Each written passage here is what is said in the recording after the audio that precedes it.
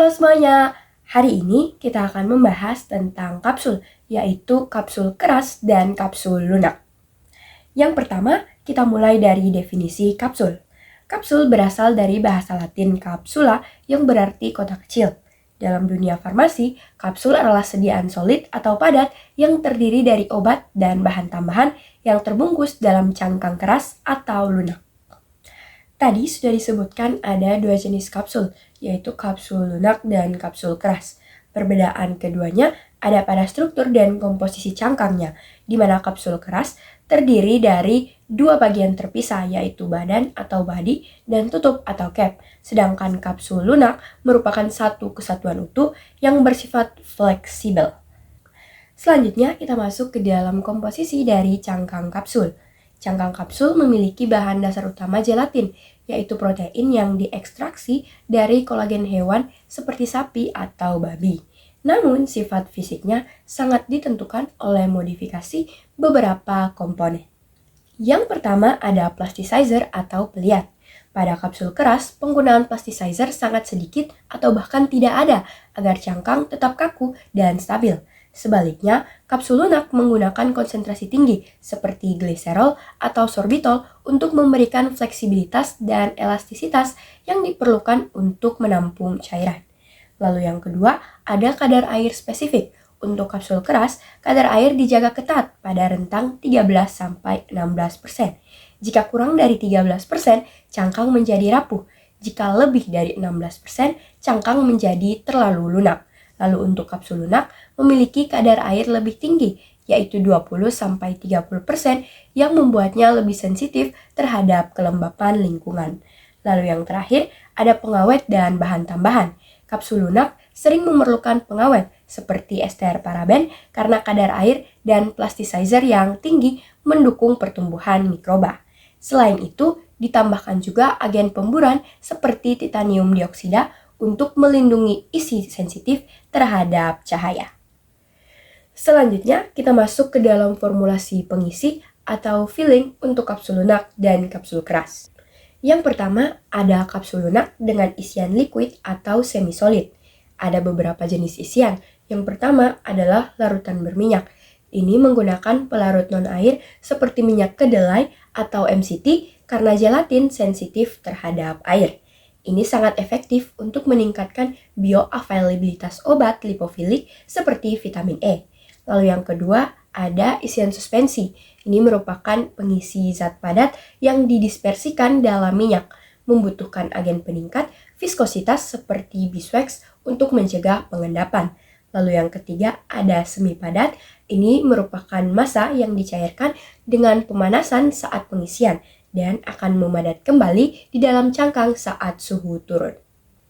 Berikutnya ada kapsul keras dengan dry filling. Ada beberapa contoh pengisi. Yang pertama itu serbuk. Ini digunakan untuk dosis besar dengan kompresibilitas buruk. Lalu yang kedua ada granul yang dipilih jika serbuk memiliki sifat alir yang buruk untuk menjamin keseragaman bobot. Yang ketiga ada pellet.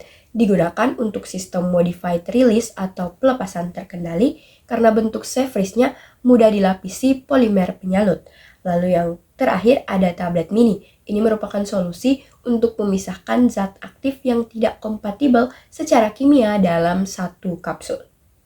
Selanjutnya kita masuk ke dalam teknologi pembuatan modern.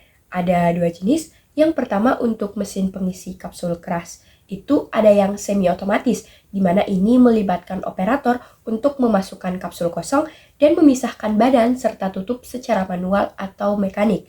Lalu yang kedua ada yang otomatis, di mana seluruh proses mulai dari orientasi, pemisahan vakum, pengisian sistem tamping pin atau dosator, penutupan hingga ejeksi berjalan tanpa campur tangan manusia.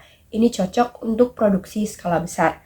Lalu yang kedua untuk kapsul lunak itu ada rotary die process, di mana cangkang tidak dibuat terlebih dahulu, melainkan dibentuk dan diisi secara bersamaan. Dua pita gelatin atau gelatin ribbon dipertemukan pada die rolls, sementara pompa injeksi memasukkan bahan obat tepat sebelum penyegelan. Oke, sekarang kita masuk ke dalam tantangan stabilitas. Ada dua tantangan utama. Yang pertama, migrasi air. Perpindahan kelembapan antara isi dan cangkang dapat menyebabkan peludakan cangkang, di mana cangkang menjadi lengket ataupun rapuh. Lalu yang kedua, ada cross-linking atau ikatan silang. Ini merupakan reaksi protein gelatin dengan senyawa aldehid atau akibat suhu tinggi yang menyebabkan terbentuknya lapisan tipis yang sulit larut atau pelikel. Hal ini menghambat disintegrasi dan memperlambat pelepasan zat aktif. Yang terakhir, kita masuk ke dalam evaluasi mutu. Ada dua jenis, yaitu evaluasi standar berdasarkan farmakope dan juga evaluasi fisik dan stabilitas tambahan. Kita masuk ke dalam evaluasi standar berdasarkan farmakope. Yang pertama ada keseragaman bobot, di mana ditimbang 20 kapsul satu per satu. Syaratnya itu tidak boleh ada lebih dari 2 kapsul yang menyimpang dari bobot rata-rata sesuai batas persentase yang ditetapkan. Lalu yang kedua, untuk keseragaman kandungan. Ini mengukur kadar zat aktif pada setiap kapsul secara individual. Wajib untuk obat dosis kecil agar dosis yang diterima pasien akurat. Yang ketiga, ada uji disolusi. Ini untuk mengukur seberapa cepat zat aktif larut dalam media cair pada suhu 37 derajat Celcius. Ini menjamin obat siap diserap oleh tubuh setelah diminum. Lalu yang terakhir ada uji waktu hancur. Ini untuk menghitung waktu yang dibutuhkan kapsul untuk pecah sempurna. Ini menggunakan alat uji dengan media air atau cairan lambung buatan. Selanjutnya ada evaluasi fisik dan stabilitas tambahan. Yang pertama ada uji kebocoran.